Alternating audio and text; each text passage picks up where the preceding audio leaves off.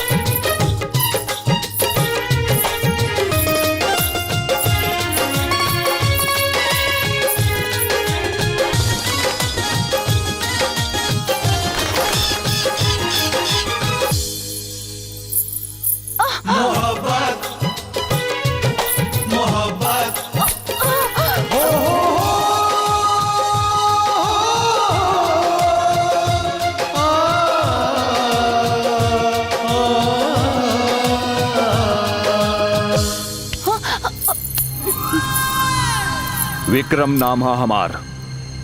जबान चले से पहले हमार हाथ चलेला। ऐसे ही हमार नाम बदनाम बा, काहे कि हम लतियाईला पहले और बतियाईला बाद में। तो हर बहन की हालत देख के हाथ रुकल बा, ना तो बिना नाम काम पूछला से पहले सीधा जोरल हड्डी तोड़े लागी नहीं। तब बताओ नाम का है और काम का बा? नाम राजा, काम हमर बिटिया नैना के ठीक कैल। बीबी जी नैना बिटिया के ले जो अंदर। अरे बिलाती, बिटिया तू तू तू तू अजा कर तारी। हम डॉक्टर नहीं है, इनकी बेटी का इलाज करने आई हूँ।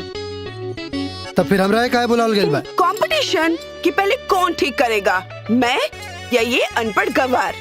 बस मुझे ही नहीं, पूरा भोजपुरिया समाज को चैलेंज की हो और हम तुम्हारा चैलेंज मंजूर करता करता हूँ। तो एक बात दिमाग में बैठा ली है कि जौन काम खातिर आइल बड़े उहे करिए। अगर एहर ओहर कैले तो विक्रम का जबान कम, हाथ ज्यादा चलेला। विक्रम शांत। अरे उधारी कहाँ चल गए ले रे? अब बताई ना, लौकी के दाम 30 रुपया किलो हो गई बा। पूछा तो तुझसे लौकी के दाम रे हैं? इनका रहे के बंदोबस्त कर घर में जो।